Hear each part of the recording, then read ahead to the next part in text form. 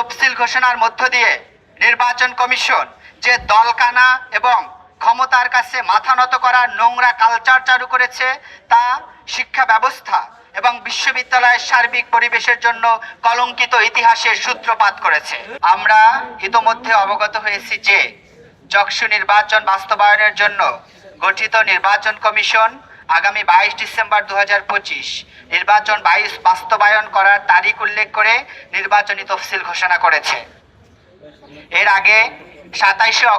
আগে 7 অক্টোবর 2025 তারিখে নির্বাচন বাস্তবায়ন করার জন্য বিশ্ববিদ্যালয় প্রশাসন একটি নির্বাচন প্রস্তুতি কমিটি গঠন করে এবং আমরা জানি সেই প্রস্তুতি কমিটি নির্বাচন বাস্তবায়নের সকল প্রকার কাজ সম্পন্ন করে রেখেছে।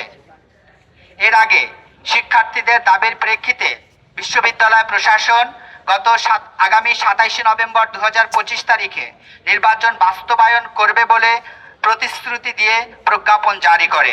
জগন্নাথ বিশ্ববিদ্যালয়ের অধিকাংশ শিক্ষার্থীদের দাবি ছিল যথাসময়ে নির্বাচন বাস্তবায়ন করা, কিন্তু গত 2 নভেম্বর সকল ছাত্র প্রতিনিধিদের নিয়ে আয়োজিত মতবিনিময় সভায় একটি ছাত্র সংগঠন নির্বাচন পেছানোর জন্য জোরাজুরি করতে থাকে।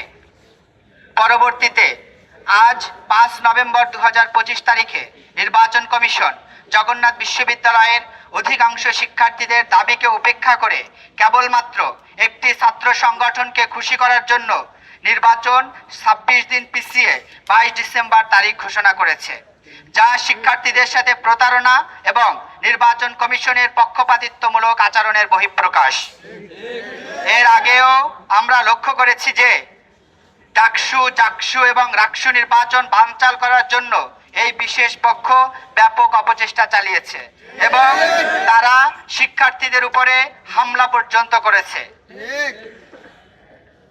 আজ তফসিল ঘোষণার মধ্য দিয়ে নির্বাচন কমিশন যে দলকানা এবং ক্ষমতার কাছে মাথা নত করার নোংরা কালচার চালু করেছে, তা শিক্ষা ব্যবস্থা এবং বিশ্ববিদ্যালয়ের সার্বিক পরিবেশের জন্য কলঙ্কিত ইতিহাসের সূত্রপাত করেছে।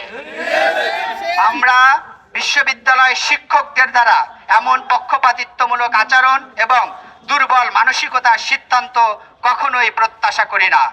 তাদের এই আচরণের দ্বারা আমরা শিক্ষার্থী হিসেবে ব্যথিত এবং সংক্ষুব্ধ, কিন্তু জগন্নাথ বিশ্ববিদ্যালয়ের শিক্ষার্থীদের সার্বিক কল্যাণের কথা চিন্তা করে আমরা এই নির্বাচনে অংশগ্রহণ করব বলে সিদ্ধান্ত নিয়েছি এবং আমরা প্রত্যাশা করি যে বিশ্ববিদ্যালয় শিক্ষকগণ তাদের আত্মসম্মানের কথা বিবেচনা করে এমন একপাক্ষিক কাজ থেকে বিরত থাকবেন এবং নির্ধারিত তারিখে সবার জন্য সমান সুযোগ নিশ্চিত করে একটি সুষ্ঠু ও অবাধ নির্বাচন বাস্তবায়ন করবেন ইনশাআল্লাহ।